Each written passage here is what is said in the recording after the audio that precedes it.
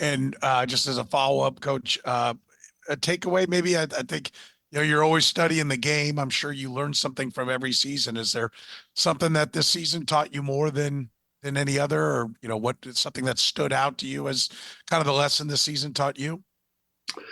Yeah, Seren, I think what you're seeing in the game today is these defensive coordinators, and I tell you ours included, are very flexible with their coverages. So it's not just one or two coverages that they're going to throw at you. They're being able to teach multiple coverages, and they're not afraid to use them at any time during the game.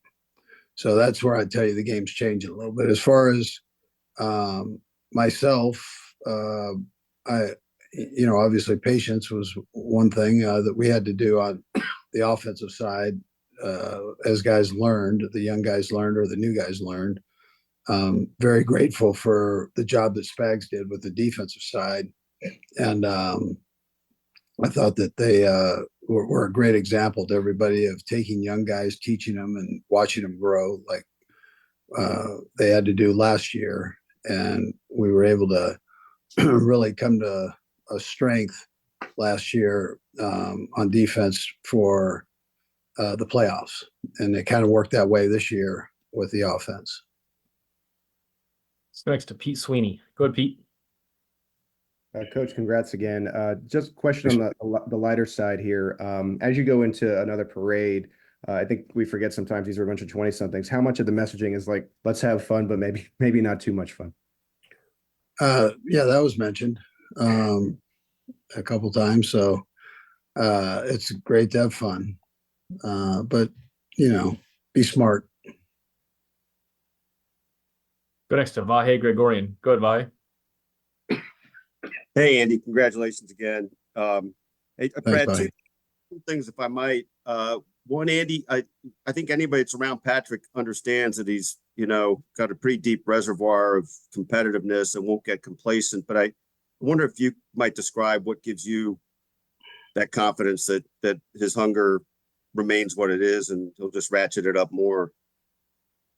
Yeah, he has a love for the game, and and so when you have that type of love, especially as young as he is, that's I don't think that's going anywhere. And he doesn't let all the outside events affect his play. I mean, he's one of those guys that is known worldwide, really, and that really doesn't faze him. And the other thing is just wondering when the last time you jumped on a dog pile like that, the way you did with Chris would have been, and just what that moment was like to let that out like that. Yeah, well, I was so happy for him. I've kind of been riding him a little bit. We needed him in there, and he was spent, and he was tired, but he sucked it up, and he got out there, and he pushed himself probably further than he thought he could push himself. I mean, he took himself to that state, that wrestling state where you got to really reach down in there and kind of get through that evil thing that's like kicking your butt internally. So he did that, and I was so proud of him for that. Yeah. Let's go next to Jesse Newell. Go ahead, Jesse. Hey, Brad, I'll have a follow-up real quick. Andy, just to follow up on Vahe's question there, which was that? Was that overtime or at the end of regulation when you needed Chris to go in there? It was both. Yeah. I mean, it was both. He was time, aids or extra time, like 8:53. Okay. And I just wanted, we're mentioning Chris, obviously Brett will handle all those things in the offseason, but how much would it mean to you if you could continue this with Chris for more years down the line? Yeah. Listen, I think, Veach has said it before. We'd love to have him back.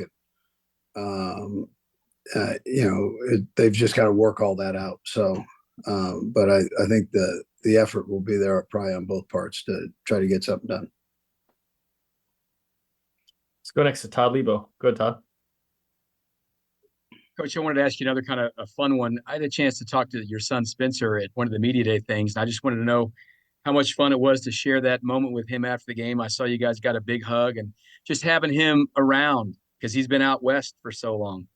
Yeah, oh, it was great. No, it was great to have him on board, and I thought he did a nice job along with the strength coach and staff. They kept us in a good position throughout the year, and injury wise, or they worked with the trainers, make sure guys got back quick. So, but no, it's great. I mean, there's no feeling like that to have one of your kids there and in a situation like that. Go next to Nick Jacobs. Go ahead, Nick. Brad, I'll have a follow-up. Andy, my first question for you, what did it mean to you to have two West Coast offenses not only get to the conference championship, but battle each other with their different variations in the Super Bowl, and just kind of Walsh's offense over the past 50 plus years still remaining as strong as it is during this tenure? Yeah, and you could even take it further to Paul Brown, who taught Bill Walsh, and I mean that's something. I mean, to say that it's time tested is probably an understatement, but it's and they are different. We've stretched ours in a certain direction, and Kyle's done the same thing, but it's like I said, it's time tested and really a good deal. Kyle did a heck of a job this year, and I don't want to let that slide on this. He really is a heck of a football coach, and that game could have gone either way. That was one of those kind of games, and I'm fortunate to say we came out on our side, on the positive side, but it could have easily gone that other way. And then my second question for you, after the parade, what's kind of the next couple of weeks like for you out of the combine? You kind of take a couple of weeks to reset, or you just dive into 2024? Yeah, well, the coaches will take a little bit, just little right around a week off, and but then we've got the combine coming up, so we got to get ourselves ready for that, and then it just goes from there. I mean, we're in the swing of things after that once you get to the combine. We've got two more. We'll go Darren, then we'll go back to Vahe. Go ahead, Darren. Hey, Coach, congratulations to you. You sound like you're Right there. just getting back from this West Coast like I am, so my voice is not as good as yours. Two questions for you. I read Jared Bell's article about Kelsey's sideline outburst. Just wanted to ask you about that. Would you not recommend other players trying what they did? I know he probably caught you off guard, and whether or not there'll be any reprimand for him for doing something like that to you. No, listen, he and I have talked, and that's not a big deal. So I wouldn't anticipate other players doing that. So All right, and then also, I mean, the stress that it has probably gone for you and your coaching staff and the players, 6 years worth of playing at a minimum of 19 games each year. Can you talk about the mental and the physical drawbacks that has taken, your coaching staff, families, and people involved in to this type of success that you all have had? I think you played maybe 120 games over the last 6 seasons, which is probably more than any team throughout this type of run. yeah, listen, I mean, we try to manage that the best we can with the off season, so the guys can refresh and get themselves back and ready to go. I think the way training is now, it's year round, and so guys know how to manage that, and so it's all worked out okay. I'm not too worried about that. We'll go last to Vahe. Go ahead, Vahe.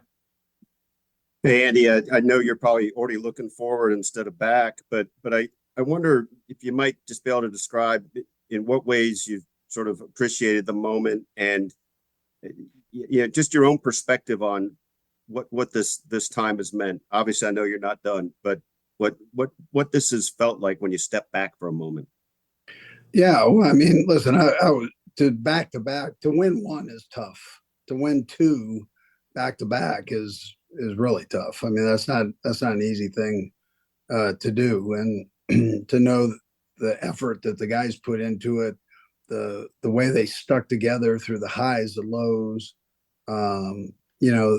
You see offensive guys wearing T-shirts around to say in Spags we trust. I mean, it's not, it's a joint effort. And so there wasn't an offense versus defensive thing. It was us playing and as one group, and special teams likewise. The guys jumping in and just doing a phenomenal job on special teams when needed, and so everybody had a little piece of the pie, and that's gratifying as a head coach to be around something like that.